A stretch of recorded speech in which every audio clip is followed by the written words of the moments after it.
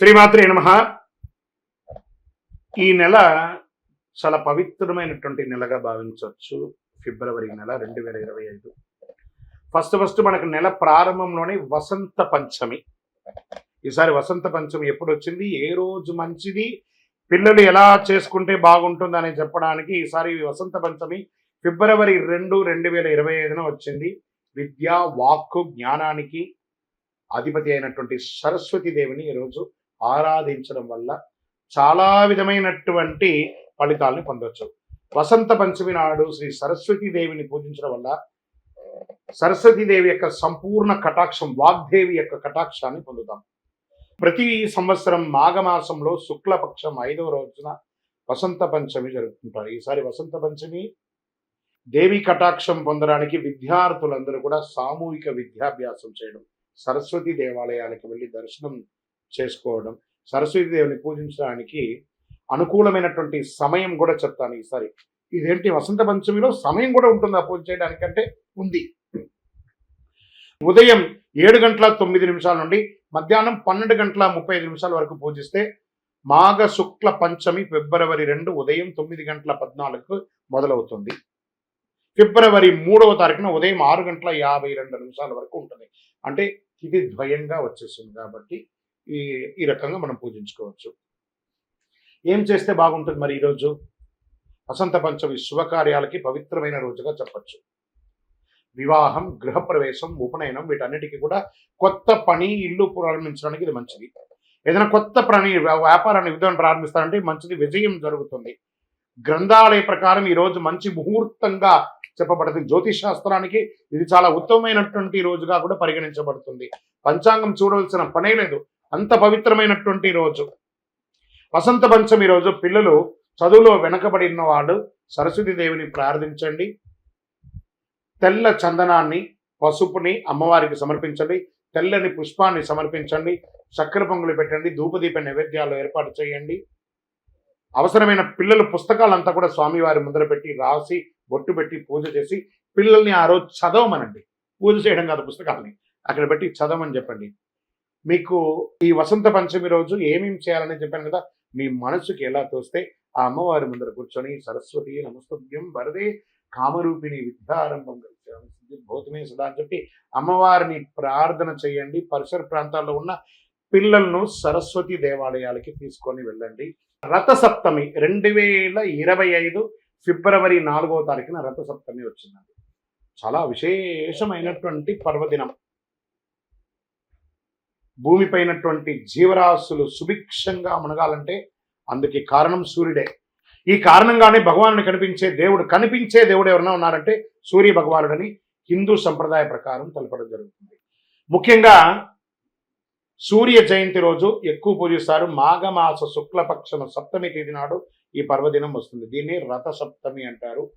సూర్యుడి సప్తాశ్వం 7 గుర్రాలపై దక్షిణాయనం ముగించుకొని పూర్వోత్తర దిశగా ప్రయాణం సాగిస్తూ భక్తుల యొక్క మనోగతాన్ని తెలుసుకొని ఆరోగ్యాన్ని, ఐశ్వర్యాన్ని, విజయాన్ని అందించే ఉత్తరాయణ పుణ్యకాలంగా భావించడం జరుగుతుంది.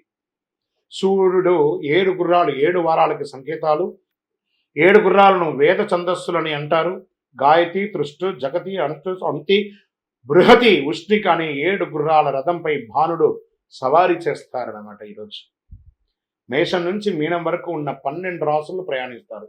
ఈ 12 రాసులను పూర్తి చేయడానికి సూర్యరథానికి ఏడాది సమయం పడుతుంది. సూర్య జయంతి అంటే సూర్యుని పుట్టినరోజు కాదు, రథానికి సూర్యుడు సాగించే ప్రయాణం చేసే పవిత్రమైనటువంటి రోజు అంటారు. ఈరోజు మనం ఏం చేయాలి?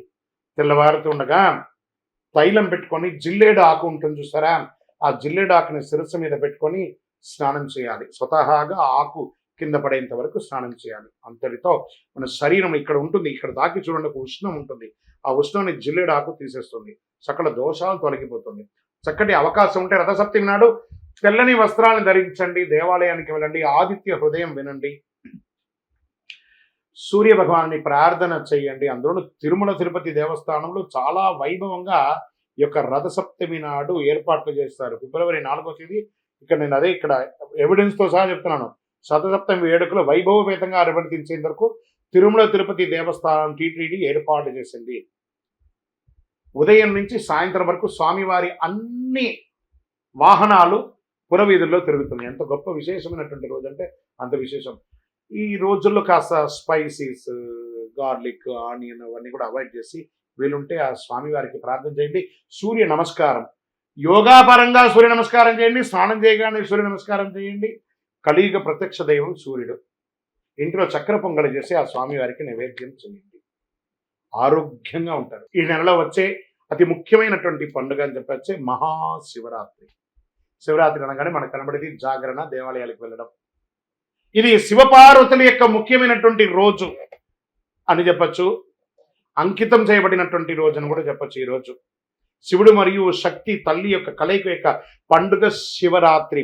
ప్రతి సంవత్సరం మహాశివరాత్రిని శివగౌరీలు వివాహంగా జరుపుకుంటారు. ఇది చాలా గొప్ప దినం కూడా చెప్పచ్చు. పాల్గొన మాసంలో కృష్ణపక్షం 14వ రోజు మహాశివరాత్రి వస్తుంది. ఈరోజు శివపార్వతులు పూజిస్తారు. కొంతమంది భక్తులు మహాశివుని అనంత అనుగ్రహం పొందడానికి ఉపవాసం కూడా ఉండి జాగరణ చేసి ఆ నామ సంకీర్తన కూడా చేస్తూ ఉంటారు.